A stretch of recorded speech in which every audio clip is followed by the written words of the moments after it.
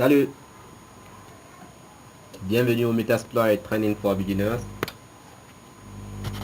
Le Metasploit Training for Beginners, c'est une série de formations où nous allons vous donner les bases sur l'utilisation de framework Metasploit afin que vous puissiez réaliser des hacking professionnels et amateurs. Dans cette partie, nous allons attaquer la partie 2 du module 1 intitulé Débuter sur Metasploit.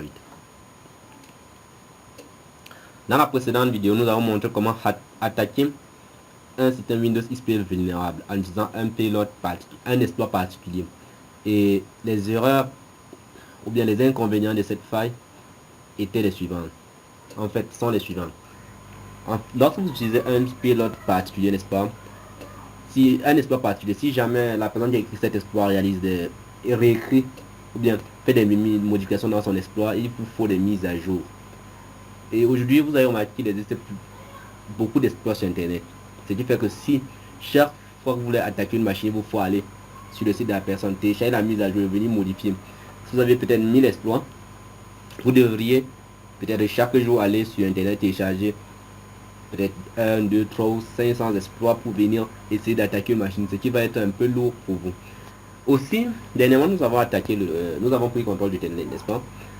Si jamais vous voulez prendre plutôt contrôle du CMD avec en disant un même exploit, vous devriez réécrire le code à votre manière, ce qui va vous prendre un peu de temps et peut-être beaucoup de réflexion. Et vous voyez aussi, supposez que lorsque vous travaillez sur un payload, lorsque vous travaillez sur un exploit, vous voulez faire autre chose sur la même interface et revenir sur l'exploit, vous allez vous retrouver obligé d'arrêter l'exploit et de revenir utiliser le payload. N'est-ce pas?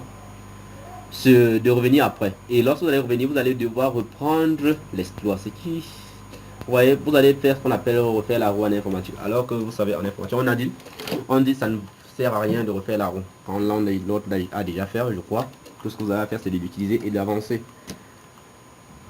Maintenant, c'est quoi Metasploit? Metasploit est en gros un outil de test et de développement des intrusions, n'est-ce pas? Vous avez d'abord remarqué que contrairement, dernièrement nous avons utilisé un exploit particulier. Avec Metasploit, tous ces exploits particuliers dont vous aurez à voir, ils seront enregistrés. Donc, ça veut dire on a copié un tas d'exploits. Elle a aujourd'hui près de 1400 exploits. Tous ces exploits sont écrits déjà et gardés dans Metasploit. Si vous voulez, si jamais il y a une mise à jour, vous n'aurez qu'à faire cela par Metasploit assez rapidement sans aller sur le site de la personne qui aura développé, ou bien si vous avez d'autres choses à faire, de le faire directement sur Metasploit.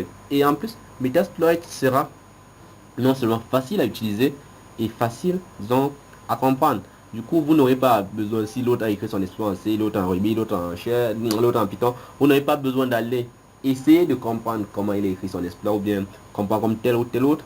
Vous avez juste à apprendre comment travailler Metasploit et réécrire cela en disant Metasploit. Metasploit est bel et bien évidemment utilisé pour les tests d'intrusion, les recherches d'exploits et les documents des signatures IDS. Il a été démarré par HDMore en 2003. Et vous avez remarqué à la première sortie, il n'y avait que 11 exploits autant pour moi. Et aujourd'hui, il a été racheté par la communauté Rapid 7. Rapid 7 est une grande communauté, ou bien une équipe de très bons chercheurs en sécurité informatique. C'est eux qui détiennent aujourd'hui Metasploit. Mais l'avantage, c'est que Metasploit reste open source, malgré qu'il y a aujourd'hui deux versions, la version Community et la version Pro. La version Community, c'est celle dont nous allons utiliser. La version Pro a l'avantage non seulement d'avoir un peu, disons, d'être un peu plus rapide, et en plus, elle vous permet, pour ceux qui sont des hackers professionnels, de réaliser des rapports de vos tests assez rapidement. Metasploit a été écrit en Ruby, disons à partir de la version 3, parce qu'à la base, lorsque More l'a sorti, c'était en Perl, mais à la version 3, à partir de 2004, une équipe l'a rejoint, ils ont repris tout le payload en Ruby, et la version 3 est sortie en 2007.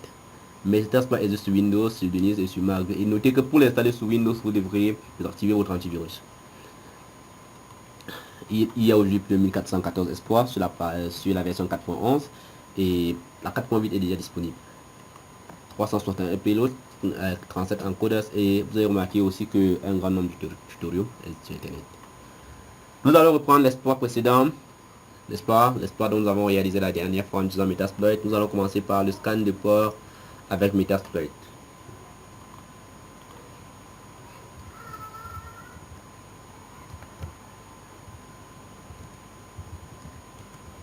Voilà. Pour lancer Metasploit, n'est-ce pas, vous allez taper MSF, n'est-ce pas, console sur vos, une fois que vous avez lancé votre serveur du système Linux, vous tapez MSF console, ok. Ça va prendre quelques minutes. Et voilà, une fois que c'est lancé, voilà comment s'affichera votre Metasploit, ok. Une fois que vous avez cette interface, ça c'est l'interface de bienvenue Metasploit. Maintenant pour scanner la machine, on va faire Use. Vous allez essayer de scanner les ports ouverts bien évidemment. Use auxiliary. Auxiliary port scanner, n'est-ce pas? Port scan TCP. Vous voyez là, nous pouvons scanner les ports pour PostgreSQL, SQL aussi, hein, ça dépend de vous. Il y en a tellement. Je vais juste, on va utiliser scan de port, voilà. TCP, ensuite, on va voir les options. N'est-ce pas? Vous avez défini la plage de port, n'est-ce pas? 7 airport. Pour voir la plage de port dont vous voulez hacker, c'est 7 airport, n'est-ce pas? 7 ports autant pour moi. En fait, vous mettez juste 7, ensuite suivi de l'initiative là devant, le nom de l'instruction que vous voulez exécuter. 7 ports, n'est-ce pas? Espace, on va mettre la plage entre 1 et 500. 7 air host. Vous allez mettre aussi pareil, 7 air host. Air host, vous faites pareil là, l'adresse IP. Vous mettez votre adresse IP et voilà. Ensuite, une fois que vous aurez terminé, vous allez revoir, tout cela va être mis comme ceci. Vous allez mettre juste run pour lancer votre scan. Lance run, voilà. Il détecte que la machine est vulnérable au port 139, 135. En fait, à les ports 139, 135 et 445 ouverts. Donc, dans cette partie, nous venons de vous montrer comment faire un scan de port avec Metasploit en utilisant Auxiliary Scanner, Auxiliary Port Scan. Je tiens déjà à vous rappeler que Nmap reste bel et bien le meilleur outil de scan, mais Metasploit a vraiment tout pensé. Parce que ce qui serait intéressant avec Metasploit, c'est que vous pouvez aussi utiliser d'autres modules, d'autres outils sur Metasploit, notamment Nmap aussi sur Metasploit. Donc, ne vous inquiétez pas, vous n'aurez pas besoin de revenir scanner avec Nmap directement. Vous allez utiliser Metasploit pour le faire. Maintenant, reprenons l'attaque précédente. C'était l'attaque Netapi, n'est-ce pas? Voilà, on aura tout besoin de notre système Linux et la machine XP vulnérable. Relançons avec Metasploit, n'est-ce pas? Je suis dans Metasploit. Je suis dans Metasploit. Pour utiliser, on va essayer d'utiliser après MS08 use exploit. C'est un exploit dont nous utilisons, n'est-ce pas? Exploit slash Windows.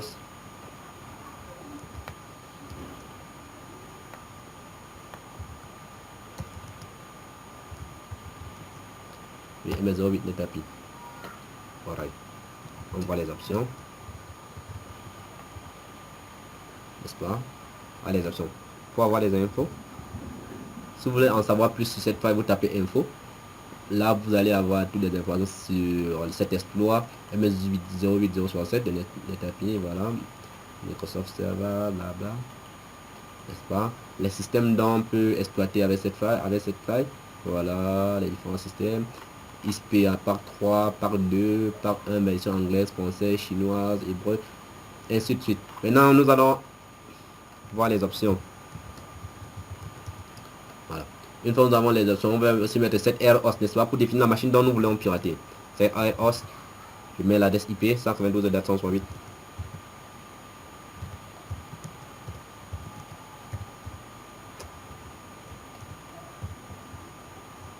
Désolé.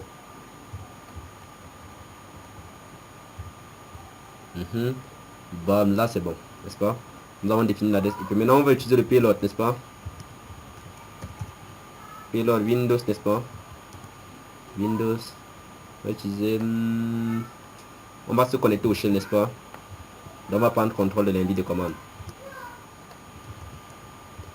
N'est-ce pas? Là, c'est bon. Dès que j'ai fini, je mets juste exploit. Vous voyez comment en quelques secondes, je prends contrôle. Je viens de prendre contrôle en fait de l'invite de commande de la machine cible, n'est-ce pas? Et comme en quelques secondes, là, vous voyez déjà là, je suis dans le CMD de mon système XP qui est là. Ok? Ici, il n'existe pas de dossier nommé. Disons, on va créer un dossier dans ce système-là. Voilà, vous pouvez. Nous sommes dans le dossier système 32. Donc, je vais me positionner à la base. N'est-ce pas? Au C, je vais créer un dossier MD. Je vais mettre Facochère. Ouais. Moi aussi, j'ai vu le film du docteur du capitaine Bobo. Hein. Dans cette machine, c'est un Facochère. Nous l'avons pris. Alors que le Facochère a été touché. On crée le dossier Facochère. Cool. Bon, on va voir s'il a été créé dans la machine-ci. Voilà, est-ce que Facochère a été créé? Facochère, voilà, je viens de créer le dossier Facochère dans le système Windows XP. Voilà.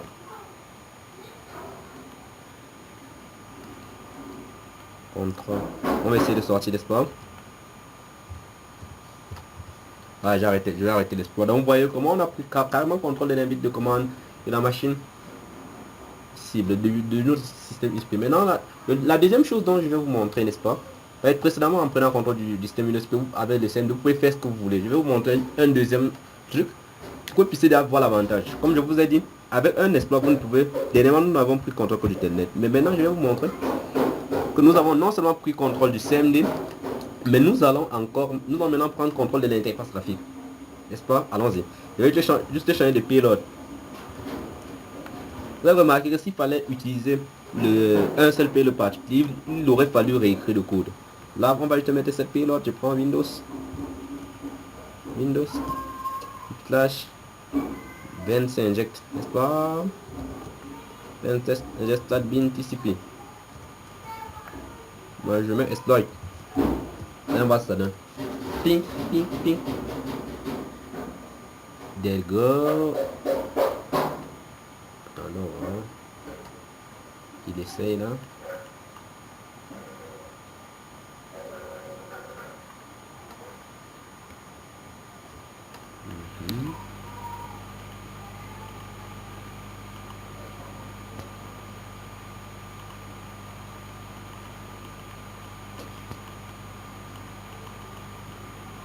Disons, elle ralentit un peu, la machine est un peu ralentie. Je crois que vous pourriez essayer cet exploit et vous verrez que vous aurez carrément l'interface graphique de ce système-ci devant vous. N'est-ce pas? J'espère ici, mais la machine tremble un peu. Elle perd un peu de temps. Je vais arrêter là. Ok. Je vais arrêter là pour cet exploit. Et vous pouvez vérifier. Parce que nous ne devons pas faire en sorte que la vidéo dure trop longtemps. Donc, vous pouvez laisser et vous verrez que vous aurez l'interface de la machine cible derrière vous. Devant votre pour moi. En gros, nous avons montré comment hacker une machine en utilisant Metasploit et vous avez vous-même remarqué que cette utilisation a été assez simple. Par contre, nous avons utilisé les payloads spécifiques, n'est-ce pas? Vous voyez, lorsqu'on a voulu contrôler l'écran, nous avons utilisé VNC. Lorsque nous avons voulu contrôler le CMD, nous avons utilisé Binshell, une liaison au CMD, n'est-ce pas, au chef. Cela va donc donner, cela va avoir aussi des conséquences, n'est-ce pas? Maintenant, quelles seront les limites de cela?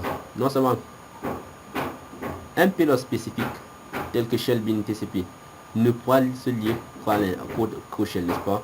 Donc, un payload spécifique ne peut ajouter qu'un utilisateur, se contrôler un protocole ou une liaison, je vais dire quoi, ou bien une liaison à un shell, n'est-ce pas, ou un terminal. En plus, quels sont donc les inconvénients de cette meeting là? Cela va créer un nouveau processus sur la victime. Par exemple, si je reviens à notre machine qui a été piratée, n'est-ce pas?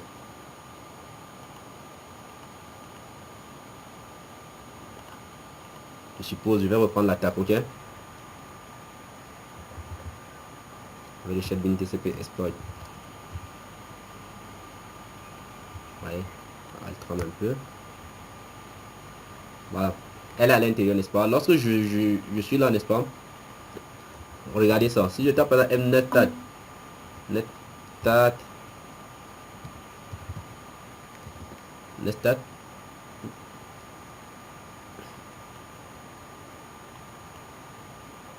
attendant, machine 30.